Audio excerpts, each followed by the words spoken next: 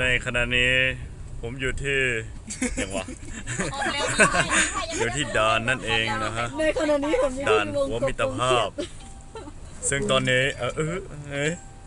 เปลี่ยนโซอัพบ้างนะลุง นี่คือภาค ดังไปหน่อยโซอัพอาจจะแข็งไปนิดนึง แต่ไม่เป็นไรนะฮะ สายฝนมันจะแจ๋แต่ว่าสายฝนมันแจ๋เนี่ย ตอนนี้เรากำลังเดินทางไปที่กรุงเทพโมเมนต์สิ ไปอุดรไปขึ้นยนต์อยู่อุดร ตาย กรุงเทพพุ่นเอียงเขา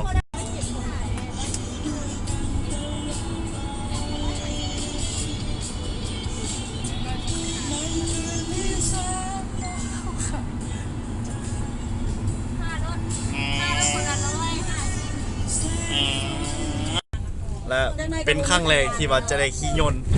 บ่ได้จังหน่อยแล้วบ่มีสัญญาณแล้ว ตรงนี้สัญญาณแล้วเด้อ ความจริงบ่ได้เคยได้ขี่ยนต์และก็บ่กล้าขี่เลยยาน ไม่ให้ขึ้น ยาน จะบอยขึ้นเด้อก ลัวยานยนต์ยานความสูงบ่กล้าขี่เลย แต่มื้อนี้จำเป็นต้องไปขี่ ขี่รถไปถ้าจะบอยกล้าขี่ บางเทื่อสิเปลี่ยนใจขี่รถไฟไปดอกบ่ยานแต่ว่าสิลองเบิ่งตอนนี้เขาก็มาฮอดอุดรแล้วสนามบินอุดรเนาะอุดรเขาจะขึ้นยนต์อยู่นี่แล้วไปลงอยู่กรุงเทพเนาะไปลงอยู่สนามบินอย่างก่อนดอนเมืองเนาะแล้ว ตอนนี้ฮะก็มาฮอดที่ มันกระทาย อุดรแล้ว มันกระทายเดี๋ยวเขาขึ้นยนต์แล้วเขาไปพบกันอยู่กรุงเทพเนาะไป จะไม่ก็มา ตอนนี้เขามาฮอดสนามบินขึ้นมาแล้วเตรียมขึ้นเครื่องเนาะเดี๋ยวไปพบกันอยู่กรุงเทพเนาะบ๊ายบาย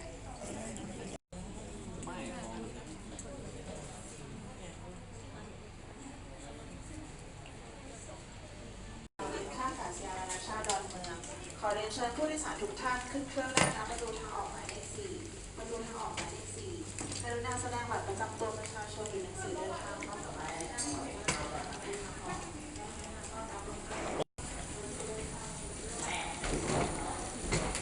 เรากำลังขึ้นเครื่อง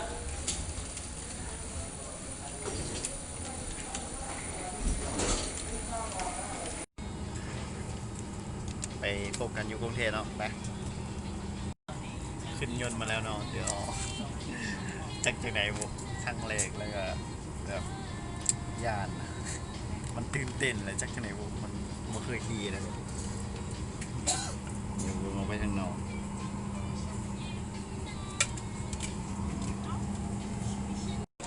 ตอนนี้เขามาหอดดอนเมืองแล้วเนาะมาหอดกรุงเทพแล้วประสบการณ์ขี่ยนต์ครั้งแรกในชีวิตเลยของรู้สึกแหมเบื้องหน้าจนจืด